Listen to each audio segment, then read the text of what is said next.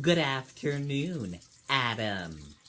A problem with a furnace Thursday morning led to a carbon monoxide leak at a Derry duplex. Firefighters said people inside the home didn't feel right and went to a hospital.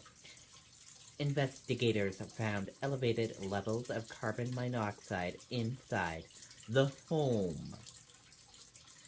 The problem was traced to the home's furnace. Assistant Fire Chief Scott Jackson said everyone should have carbon monoxide detectors on each floor of the home. Residents of the other side of the duplex were evacuated as a precaution.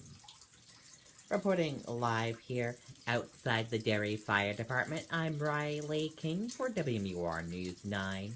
Adam, back over to you.